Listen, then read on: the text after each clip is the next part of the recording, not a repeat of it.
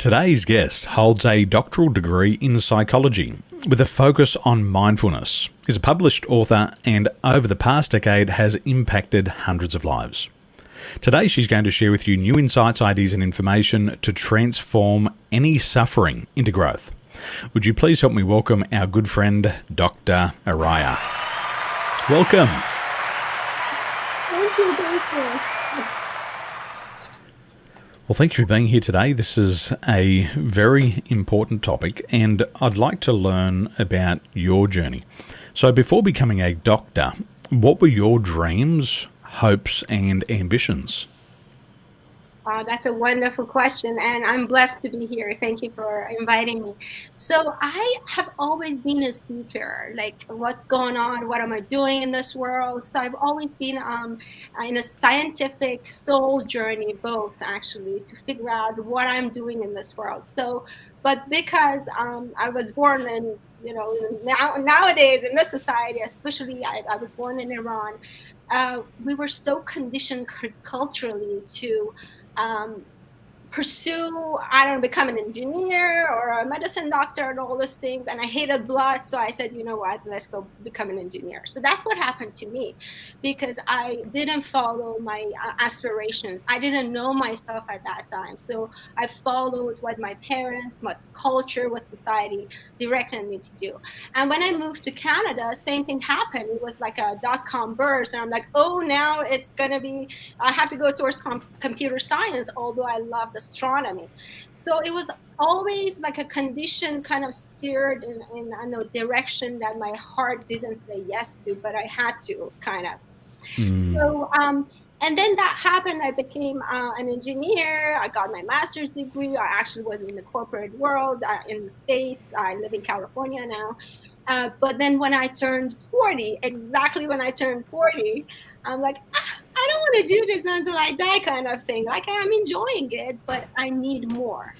And then at that time, I had no idea, for example, what a life coach is. I was in the matrix like everyone else, right? So we find a job, get a good salary, buy a house, get married, have children, take vacations. It was kind of like check, but then, okay, so what kind of thing.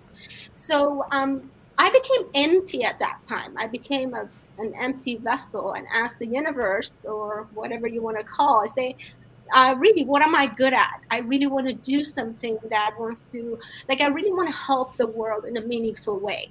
That was my deep desire, right?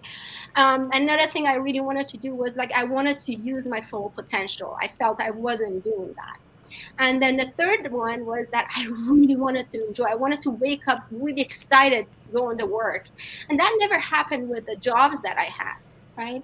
So those were my three criteria. And then after a month of interviewing people, what am I good at? People told me I'm a good teacher. And then I just fell into this. Actually, I started watching the movie Secret because until that time, I didn't have time, right? So, and then after watching the movie Secret, this pop-up came, okay, become our client, get some life coaching. I'm like, what? Life coaching. So I got some services from them, and then they invited me to become their life coach, and then I became a life coach. But then because I was living in the US and I'm a Canadian citizen, I'm like, oh, I cannot be self-employed. So I'm like, oh, what to do now? So I went back to university and got my PhD in psychology here in the US. And then after that, I became a coach with a PhD degree.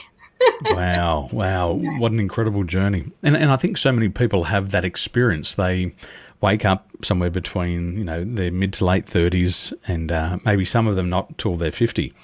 And they realize that their life didn't turn out as expected, and they had been people-pleasing for so many years. Well, I'm going to keep my parents happy by becoming an engineer or becoming a scientist, and I'll check that box off, but now I'm doing it. It doesn't make me feel good. But then they get into that same mundane lifestyle. Well, I've got to buy a house. Everybody's doing it. I better do it, and then I better get married. Everybody's doing it, but I don't even know why I'm doing it. And I wake up and I'm not even in love. And Hollywood must be lying because I'm supposed to have this rosy feeling in these relationships. And I think you're right. They really wake up. And I had that same thing. I had a passion for reading tarot cards, but it was always like, tarot's the tool of the devil. You can't make money out of your passions. And so, okay, right, yeah, well, I better work for a corporate. So I think all of us are suffering. And the World Health Organization says that about 280 million people globally are suffering from depression. In Hopkins Medicine, they also say that 25% of Americans 18 years and above have been diagnosed with mental disorder. So there's a lot of diagnosed mental illness and emotional illness out there, but I'm sure there's so much that hasn't been diagnosed. So in your opinion, what are some of the painful experiences that are causing people to suffer? I believe, as you said, there are some diagnosed statistics, but it's just there are so many people who are not happy. I want to say, like most of us, we don't know how to live happy. Why? Because since we were children, we were kind of coerced to do something that we didn't want to do at that time. For example, we wanted to play with Legos, we had to go brush our teeth. So these kind of things, and our parents didn't know how to do this in a conscious way. So we all were robbed of our inner joy. Like a child can be actually very happy in this moment and sad in the next moment, and then the next moment she's going to be happy again, because the maximum duration of each feeling, how long do you think it is? The feeling, well, the emotion, I'd have to say just seconds, but the moods could go from minutes to hours to days to months for years. So and I've seen people a whole life. Yes, those are the habits. The feeling itself, the maximum duration is only 90 seconds. And that's what children do best. Like, I'm happy, I'm jealous, I scream, the next second I'm happy. But when we were crying, that was not comfortable for our unconscious parents. So they kind of coerced us. Like, either punished us, time out, took away our privileges, or they gave us an ice cream to distract. Everything smack. Exactly. So we were not we were not allowed to be who we were at that time. I feel those legitimate feelings. So these are healthy feelings: sad, mad, angry, jealous. All these things are healthy human feelings. But in childhood, we learn not to feel them and we suppress them. So little by little, we learned to become robots, because if we didn't, then we got into trouble. We were punished, right? So we learned to kind of become a chameleon, like for our parents, then for the society, then for the teachers, then for everyone else. Like, oh, everyone is married, I'm behind, now I have to get married. Oh, I have only one child, I need a second. Why everyone needs to have children or get married? Because everyone else is doing it, we're doing it too, because we feel lesser than. So these are the roots of suffering, that we really don't know who we are, what's our essence, like why am I here, what's my purpose, what's my inner gift that I came here to offer the world. We don't get to find that, because we are busy satisfying our parents and culture and the society, then our bosses, then the bank accounts. So everything becomes these check marks, and then we have to check, and then, okay, what am I doing? Where is that innate joy that they're talking about? Because our inherent right is joyful. Like, inherently we are joyful, inherently we are abundant, but we don't get to experience that, because we always feel, oh, I'm lesser than, I'm comparing, I'm always, I have to do more, I have to have more, be more, right? Do more, be more, have more. So that's why when we pause, then we take that pause, that as I did, and so many of us did, to go, what's going on? What is the purpose here? Am I in a rat race really, or no? There's a higher purpose here. And then we pause, and then we become empty, and we ask the universe. And then I do believe scientifically we have all the wisdom in our hearts. It's just that we don't listen to it, because we are constantly ruminating these negative thoughts. We call them automatic negative thoughts, or ants, right? And we have so many of them. Do you know the average every day? Well, I would say, according to the Cleveland Clinic, was 60,000 thoughts a day, and 95% are on repeat, and 80% are negative in nature. Exactly. And I do believe that science, I do believe it's way more than 80%. I do believe 100% negative, really. Like maybe 0.0001% is not negative, because our brain is constantly monitoring our surroundings for possible threats. And we always pick the worst scenario, and we just linger on it, and say why? Because our brain wants to protect us. It's like the president's bodyguard is always considering the worst scenarios. What happens if a terrorist comes, right? So that's what's happening with our brain, and that's why we have to become aware of it and say, okay, this is just a mechanism in my brain. It's not me. The same way I'm not my pinky. If I lose my pinky, I'm still me. But why do I identify with this mechanism, with these thoughts? So I'm going to pause, literally. So that's my system. We pause, and then we say, okay, this is the worst case scenario. Let me analyze it. Let me feel my feelings, because those always a thought leads to a feeling, and a feeling leads to an action, right? So I'm going to find the thought. If the thought is really just ridiculous, why should I think it? Like I'm not good enough, I don't deserve this, I'm not worthy enough, who am I? I'm not of value, I can't do that, my mother couldn't do it, my grandmother didn't do it. Yes. We were just employees, so what makes me different? Exactly, because everyone is in that matrix, and then we feel fear.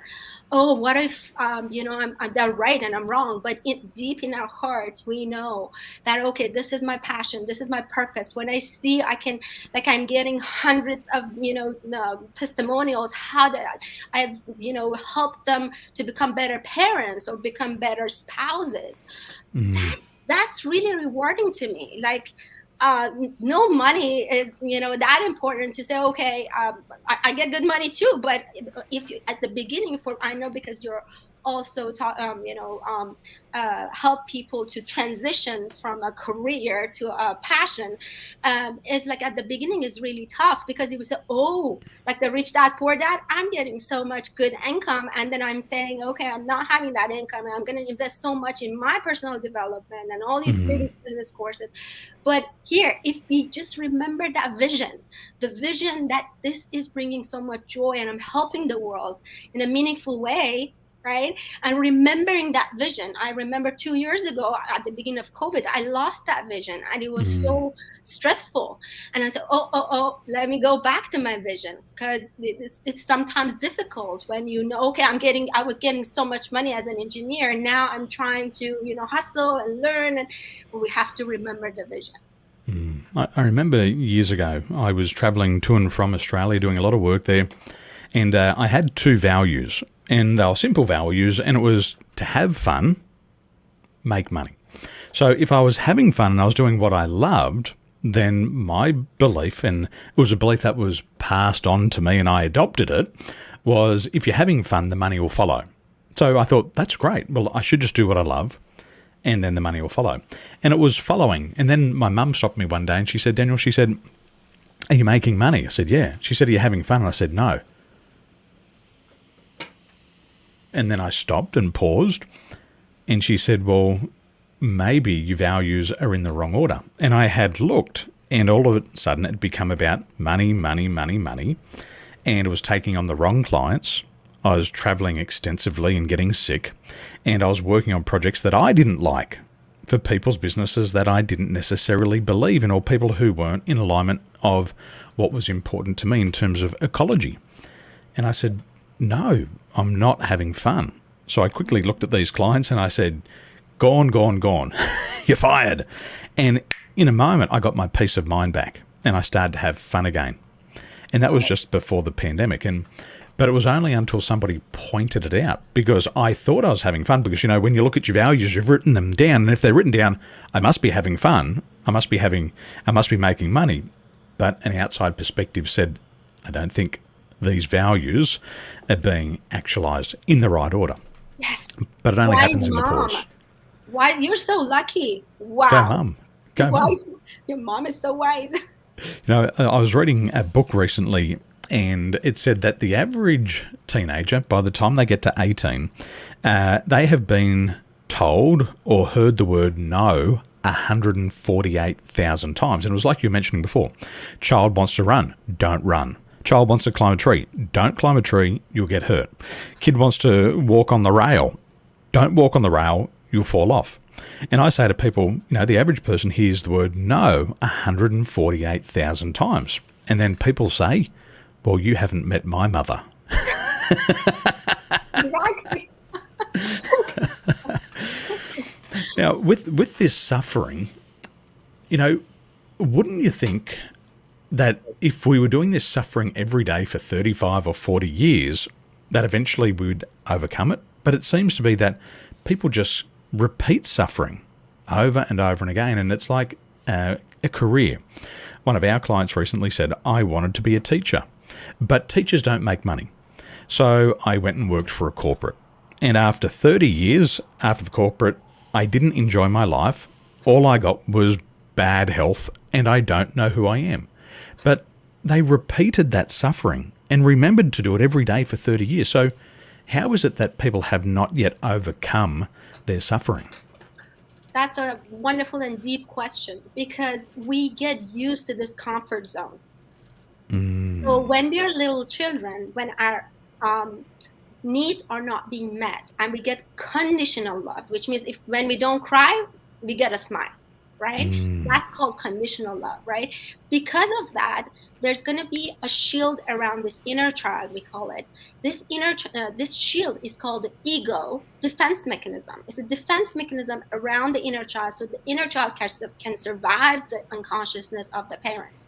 Like a boy, for example, a boy cries, and they say, boys don't cry, right? So you little pussy, come on, toughen up. Real men don't cry. You're a weakling. Yes, exactly. So the ego will create the shield because the boy will get beaten up or punished somehow. So the ego will create this shield around the boy. So the boy learns, that mechanism in the brain learns not to feel, suppress feelings. Wow, learning not to feel. Yes, exactly. And this happens to all of us, boys more, when it comes to feeling. So now, this happens from 0 to 7 years old, where our brainwave frequency is very, very low. We're we're in a hypnotic state, right? So we are like sponge. Our brain gets fully wired, 95%, not fully, 95% wired in childhood. And our self-beliefs, all these habits, all our worldview, they all get wired like a in childhood. stamp being imprinted upon. Exactly. So that becomes a comfort zone. There are like networks, and these networks in our brain, we call them neural growth factor, or kind of glues. So the glues between these neurons are so strong because we have repeatedly lived them, experienced them. That's why it's so difficult to break these habits. So breaking any habit, any self-belief, is like we have to take all these glues off of these networks and put these glues back into network B, which is all about freedom and love and joy. And we have to, first of all, understand, have a roadmap to do that, and then practice. Why? Because when we were children, that's what happened, repetition, right? It was not like one time that if the mom said no to us one time, then it would have been okay. But we've heard the no so many times. So it's repetition, right? So now we have to do the same thing. In order to create new habits and release the suffering, we have to practice. First we have to want it. Some people don't want it. There's a lack of desire, isn't there? Exactly. And they don't know. That's all they know. It's familiar to them. It's the comfort zone. I must want it because it's on my vision board. I must want it because I've screenshotted it on my phone. I must want it because I'm talking about it. But is there desire? That real desire. And I say, with that desire piece, I say, if you want something, it doesn't matter what it is, you've got to be willing to bleed for it. You've got to invest time into it. You've got to put your energy into it. You're even going to have to invest in it financially if you really want it. But if you're not willing to bleed for it, crawl over broken glass, then maybe it's not what you want. And it's like all these ads. I better wear a Rolex. I've been buying a Rolex for 10 years. But then I realize I don't even wear a $2 watch. So why am I going to wear a $20,000 watch? But you look at all the marketing. Successful people wear Rolexes, which would presuppose if you don't wear a Rolex, you mustn't be successful. You got to have the Mercedes-Benz to be successful. And so I think there's a lot of that conditioning as well. But Yes. do I really want it? It's like in Taiwan, I say to my wife, I'd love a car. I'd like to have a car, but where am I going to drive it? There's nowhere to park it. It's going to sit downstairs. Exactly. Questions. Let's again about getting married and having children. Even these things. Question. What's the inner reason? Why do I want to do something like that? And when you mention that question, I want to bring up a really nice parable. So there was this dog who was like sighing, like woo, woo, and this person passes by and asks the owner, why is he like barking like that? Why is he sighing like that? Why is he making these weird noises? He said, because he's sitting on a nail. And he said, why doesn't he move? He said, because it's not hurtful enough. It's not hurting him enough. So we kind of used to this pain, right? This suffering, because that's all we know. But then there will be a time, for example, like heart divorces, diseases, accidents. When you see these coaches in the industry, most of them that have been through these kind of like really tremendous predicaments in their lives, and then they pause and say, okay, what am I doing? Then they're gonna recalibrate their life and start thinking.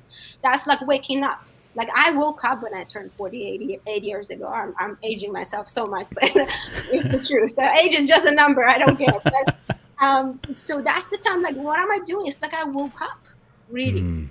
I love that. It's not painful enough yet. I was reading a self-development book many years ago, and they were talking about the power of fear of loss versus desire. And desire has a motivational force of 1 point, but the fear of loss has a motivational force of 2.5. So it's 2.5 times stronger than desire. But I think what you said there with that parable is it's not painful enough. Like, I haven't lost enough opportunities yet. I haven't broken my heart enough yet. I haven't been through enough bad relationships yet. But I think we all eventually run out of time. And if we haven't figured it out in our mid-30s, then what if we don't figure it out by our mid-40s? And if we don't figure it out by our mid-50s, how much time do we have left? How much emotional energy do we have left? I never believe it's too late, but I think for a lot of people, in their mind, they say, you know what? I'm just going to see it out. It's like these corporate careers. I'm just going to do my 30 years. I'm just going to get my 3 times long service, and then I can just retire with just enough. I met a gentleman recently. He was an engineer, very similar path. He became an engineer because his parents wanted him to become an engineer. It was the right thing to do. It was the honourable thing to do, to bring honour to the family's name. So he went and became an engineer. He didn't like being an engineer. It didn't suit his personality style. And after 30 years, he finally retired from the job. And I said to him, what did you get after 30 years of being an engineer? He said, well, I got 2 things. The first thing I got was bad health. And the second thing I got was, I don't even know who I am. He said, they're my 2 rewards, bad health, and I got no idea who I am. And as he went out into this new world for him, he's left corporate, he's been institutionalized. He doesn't go to the bathroom because there's nobody to ask permission. He doesn't know when to start, when to stop, because there's nobody to tell him what to do. And so he had lost himself and his own personal autonomy. He just had nothing after 30 years. And so now he's got to rewind. He can't rewind back the clock, but he's got to try to eliminate some of these painful experiences so he can recreate himself. Yeah. Now, it's a hard thing, and I believe that a lot of these mental and emotional blockages are invisible. There's no internal checklist that we can see. And sometimes as humans, if we can't see it, we can't believe it. But we have to become aware of it, like when my mum pointed out my values to me. Are you having fun? No. Well, maybe your values are wrong. So is there a magic formula? Is there a magic formula that can lead to a joyful and a purposeful life? Mm-hmm. So I want to tell you something before I answer that question. So Rumi says, he's my beloved Persian poet, he says there's in the ruins, there's treasure. So that 30 years that he went through, those are the times that, that's That's the wound. Rumi says, the wound is where the light gets in. So instead of really regretting and feeling guilty and shamed, so okay, this is where, where the ruins are, and finding my treasure. Because if I didn't have those 30 years, I wouldn't get to a place that I want to change now. I want to have more joy in my life, right? So I think that's very important, that we never go back and regret. This is the moment. This is the only moment we have. Past is past. Future is not here. This is the only. If in this moment I have joy, peace, love, I win. If not, I lose. That's it. This is the formula that I have for life.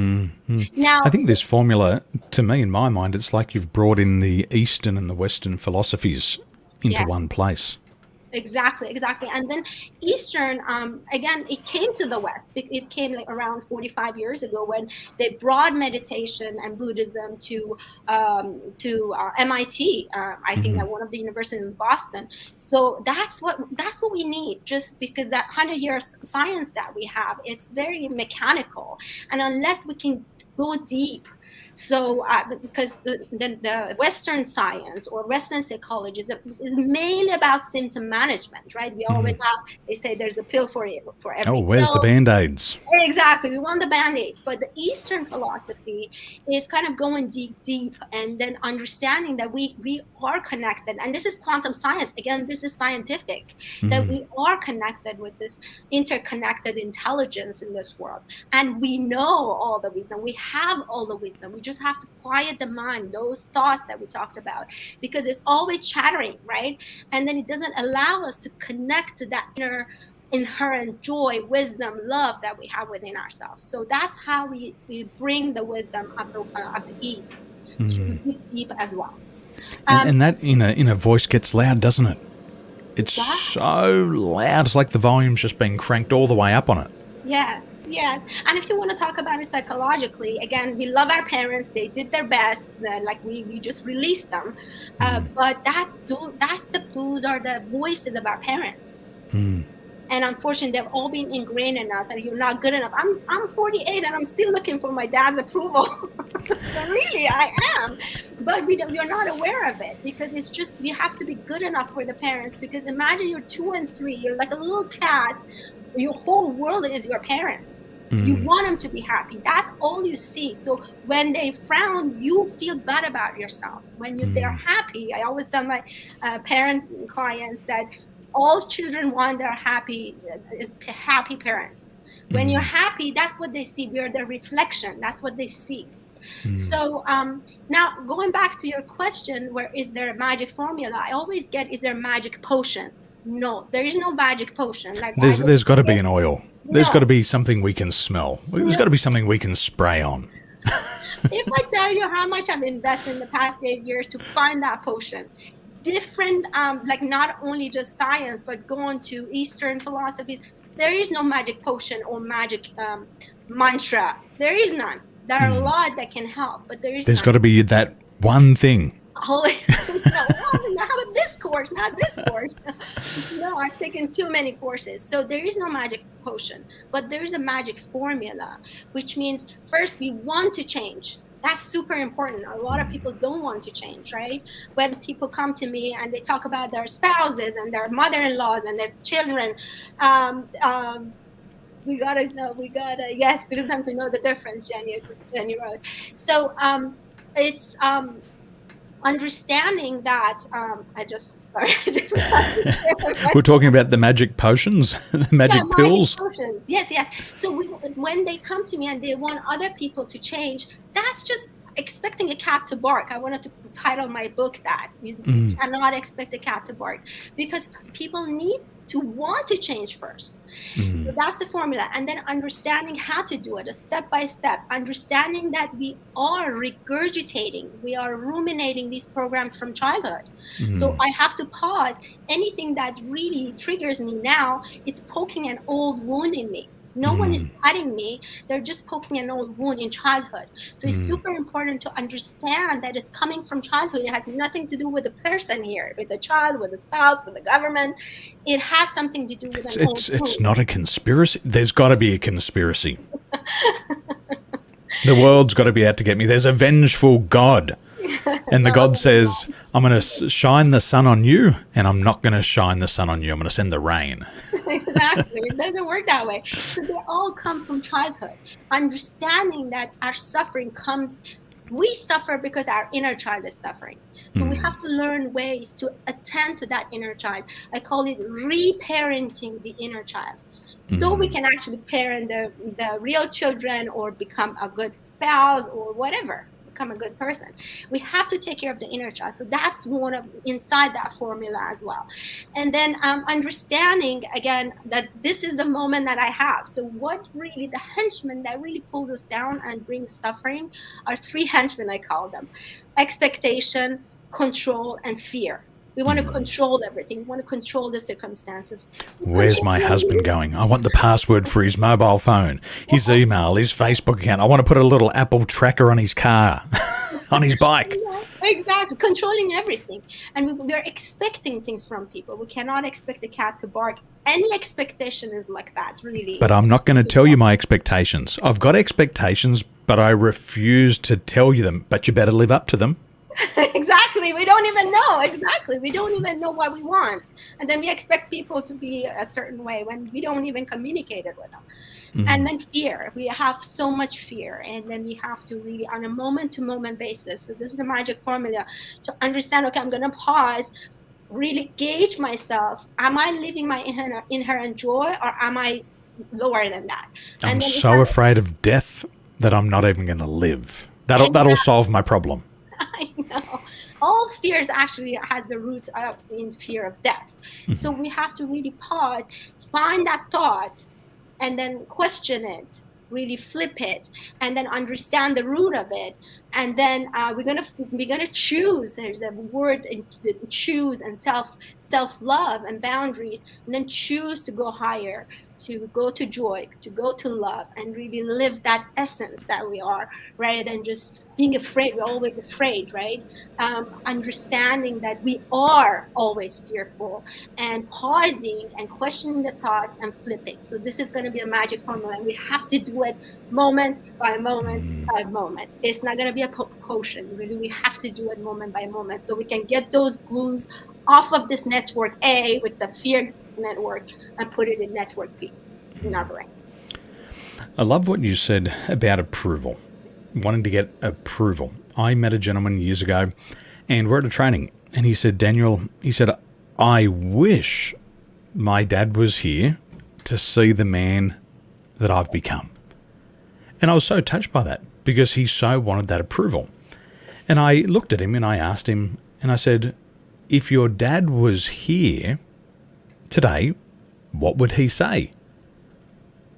Oh, he wouldn't give a shit. He wouldn't care. He wouldn't say anything. I said, you want somebody's approval who wouldn't even give a shit, wouldn't even care what you've done. He said, oh yeah, he wouldn't care at all. And I said, and you're still seeking that? And he goes, yep. And I said, okay, well, how long since, you've been connected with your dad? When was the last time you had a conversation? Oh, it's been years. And I said, okay, so where's your father? What's he doing now? Oh, he's been dead for 15 years. Oh my goodness, see? And I said, what the hell was that? And he said, what do you mean? I said, you are still seeking his approval, yet he's been dead for 15 years. And even if he was here, he wouldn't give you the approval anyway. And it was a big awakening, because he had built his self-worth around the approval of his father, and to the point that even after death, he was still trying to fulfill his father's expectations. And so the message for the audience today is it goes beyond life. So if your parents have passed away, in here, you're still trying to live up to these expectations, still trying to gain approval, even if they're not there. And it's a dangerous game to play. And I agree, you've got to learn to rewire and flip those thoughts. Yeah, and it even goes deeper, because we project our parents to our spouses. We project them to our bosses. So we're seeking their approval as well, meaning we are actually seeking approval of our parents. So that's the habit. That's the scary part. We're projecting like everywhere at our parents. Like we just, that yearn to be approved by parents is going to now propagate in every situation. That's the scary part.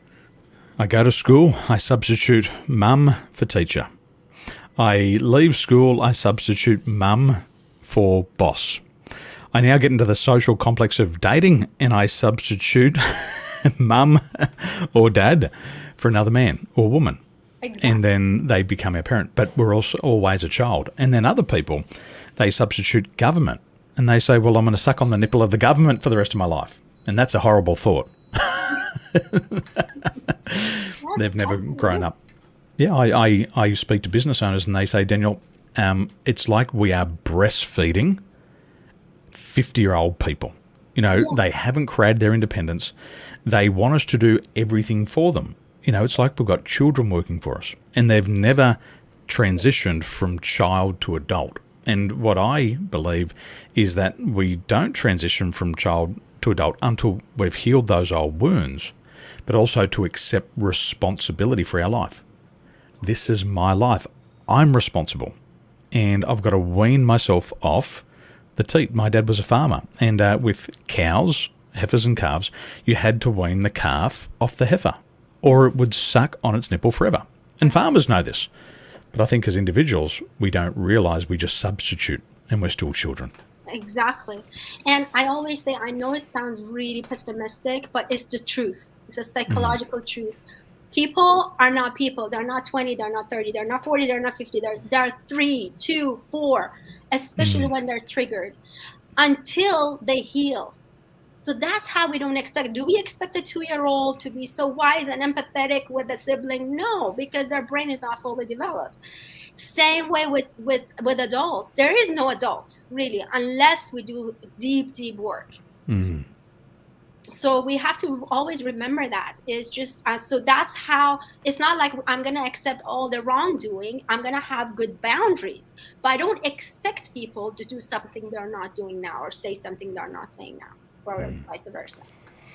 We are such interesting and complex beings, and we come into this world with this amazing brain, this incredible heart, this enteric brain that we haven't tapped into yet, but we don't have the playbook.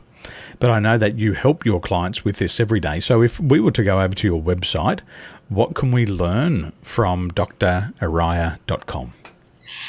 Sure. So this is what I do. I actually, because I'm an engineer, I've used that analytical brain to create a system. So it's a 5-step system that I teach in my classes, and I also wrote my book on it. It's not published yet. It's called The Art of Living in Joy, and it's a step-by-step system. So if anyone goes to my website, they can either download, if you go a little bit down or swipe a little bit more on the Art of Living in Joy ebook. This one, they can opt into my newsletter. They can have a summary of my book actually for free, and it's a layout of that 5 steps. So the first step is about mindfulness, because my PhD dissertation was in mindfulness. I have passion about it. I teach that, and all about the now. There's no past and the future. The next step is about emotional literacy. We talked about the 90-second duration. The next step is about healing those wounds, understanding why we are getting triggered, what happens that I'm getting really bothered by my spouse's comment, for example. The next step is about basic psychological needs. I explain what they are. And when people misbehave, it means one or more of those basic psychological needs are not being met. And the last step is about boundaries and releasing fear. So that's one of the things they can do. And at the top, if they go free consultation. I offer free consultation, 30 minutes for everyone. It's like that button over there.